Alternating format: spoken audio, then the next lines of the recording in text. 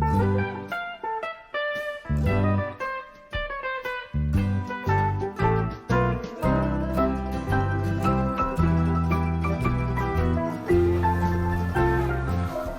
evening, everyone. My name is Quinn, and I'm a bookseller at the Reading Room CLE. Cha-Cha and I have just gotten back from the mailbox where we mailed today's shipment of books to people all over the country. And now she is going to have her dinner in front of the fire while I read her a story. Tonight's story is The Cowardly Lion and the Hungry Tiger by L. Frank Baum. Now, Cha-Cha. In the splendid palace of the Emerald City, which is in the center of the fairyland of Oz, is a great throne room where Princess Ozma, the ruler, for an hour each day sits in a throne of glistening emeralds and listens to all the troubles of her people, which they are sure to tell her about. Around Ozma's throne, on such occasions, are grouped all the important personages of Oz, such as the Scarecrow, Jack Pumpkinhead, Tick-Tock the Clockwork Man, the Tin Woodman, the Wizard of Oz, the Shaggy Man, and other famous fairy people. Little Dorothy usually has a seat at Ozma's feet, and crouched on either side of the throne are two enormous beasts, known as the Hungry Tiger and the Cowardly Lion. These two beasts are Ozma's chief guardians, but as everyone loves the beautiful girl princess, there has never been any disturbance in the great throne room, or anything for the guardians to do, but look fierce and solemn and keep quiet until the royal audience is over and the people go away to their homes. Of course, no one would dare be naughty while the huge lion and tiger crouch beside the throne. But the fact is, the people of Oz, like you, Cha-Cha, are very seldom naughty. So Ozma's big guards are more ornamental than useful, and no one realizes that better than the beasts themselves. One day, after everybody had left the throne room except the Cowardly Lion and the Hungry Tiger, the lion yawned and said to his friend, "I'm getting tired of this job. No one is afraid of us, and no one pays any attention to us." "That is true," replied the pig tiger, purring softly. "We might as well be in the thick jungles where we were born as trying to protect Ozma when she needs no protection. And I'm dreadfully hungry all the time, just like you." "You have enough to eat, I'm sure," said the lion, swaying his tail slowly back and forth. "Enough, perhaps, but not the kind of food I long for," answered the tiger. "What I'm hungry for is fat babies. I have a great desire to eat a few fat babies. Then perhaps the people of Oz would fear me, and I'd become more important." "True," agreed the lion. "It would stir up quite a rumpus if you ate but one fat baby. As for myself, my claws are sharp as needles and strong as crowbars, while my teeth are powerful enough to tear a person to pieces in a few seconds. If I should spring upon a man and make chip-chop of him, there would be wild excitement in the Emerald City, and the people would fall upon their knees and beg me for mercy. That, in my opinion, would render me of considerable importance."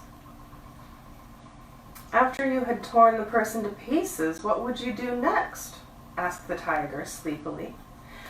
"Then I would roar so loudly it would shake the earth and stalk away to the jungle to hide myself before anyone could attack me or kill me for what I had done."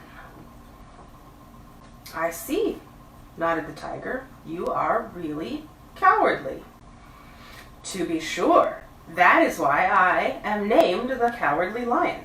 That is why I have always been so tame and peaceable. But I'm awfully tired of being tame," said the lion with a sigh. "And it would be fun to raise a row and show people what a terrible beast I really am." The tiger remained silent for several minutes. thinking deeply as he slowly washed his face with his left paw. Then he said, "I'm getting old, and it would please me to eat at least one fat baby before I die. Suppose we surprise these people of Oz and prove our power. What do you say?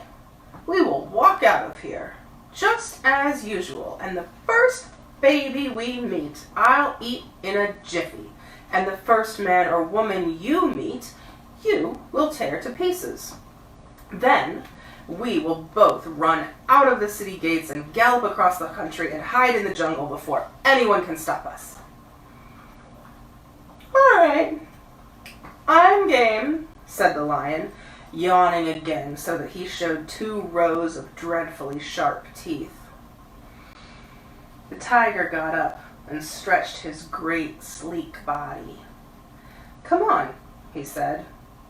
The lion stood up and proved he was the larger of the 2, for he was almost as big as a small horse. We know that doesn't matter though, right, Cha-Cha? Out of the palace they walked and met no one. They passed through the beautiful grounds, past fountains and beds of lovely flowers, and met no one. Then they unlatched a gate and entered a street of the city, and met no one. "I wonder how a fat baby will taste," remarked the tiger as they stalked majestically along side by side. "I imagine it will taste like nutmegs," said the lion. "No," said the tiger. "I've an idea it will taste like gumdrops."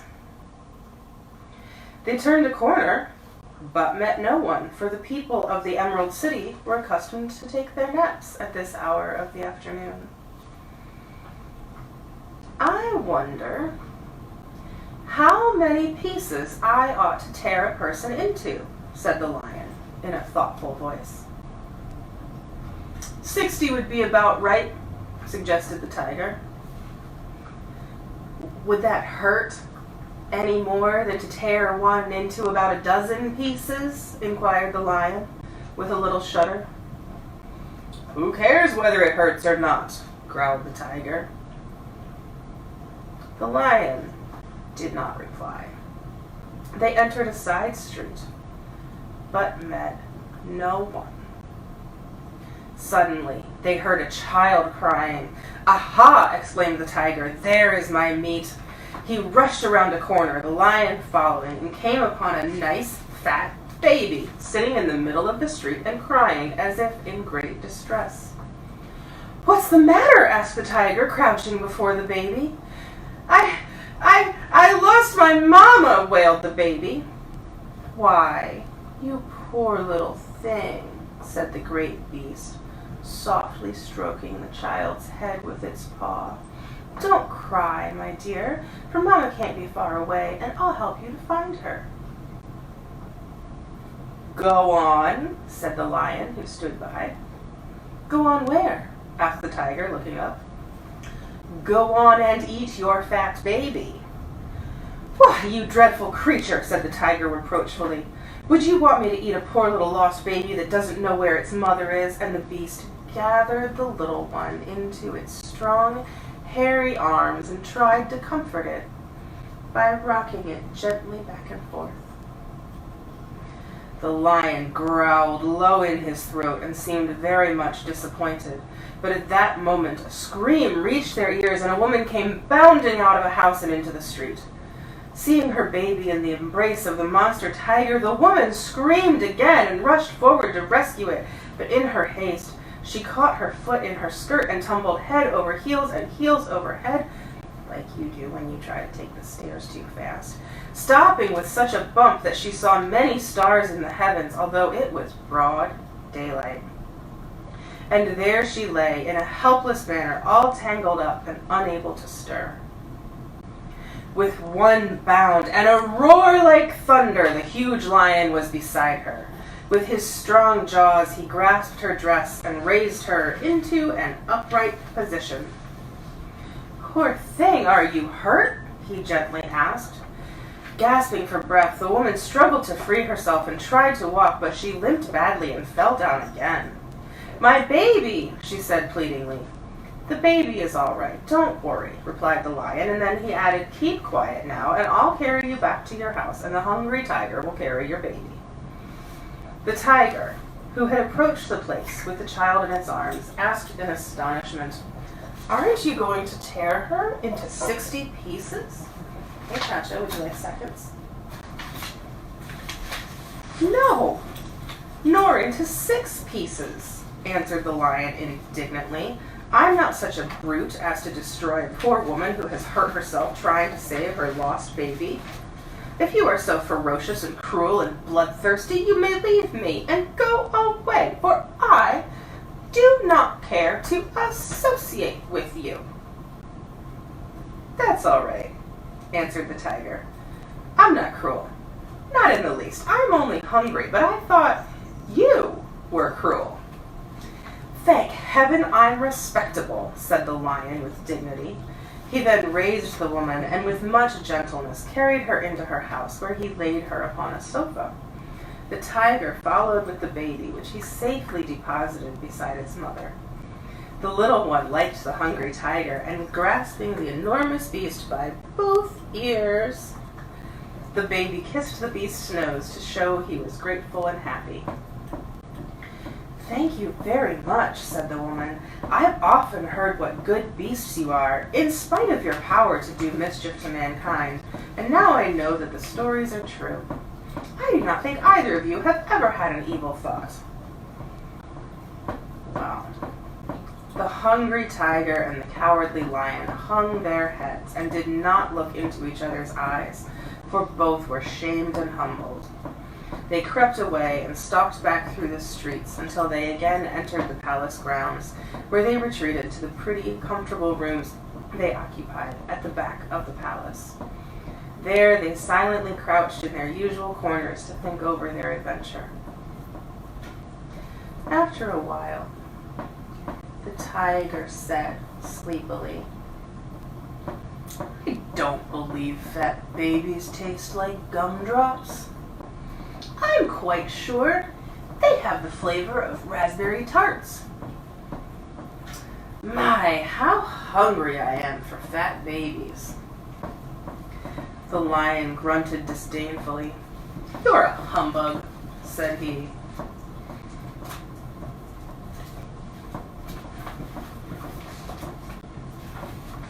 Am I? Retorted the tiger with a sneer.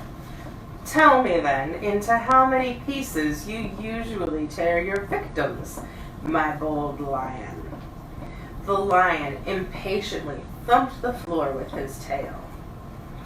To tear anyone into pieces would soil my claws and blunt my teeth, he said. I'm glad I didn't muss myself up this afternoon by hurting that poor mother. The tiger looked at him steadily and then yawned a wide, wide yawn.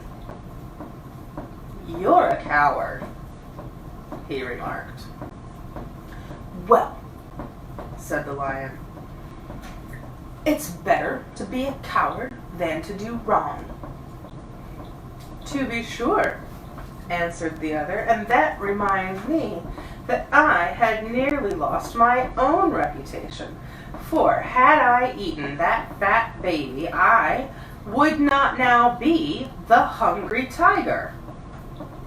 It's better to go hungry, seems to me, than to be cruel to a little child. And then they dropped their heads on their paws and went to sleep. Cha-Cha is going to finish her dinner and then go to bed. Stay tuned. Tomorrow night she will have another bedtime story. In the meantime, keep reading.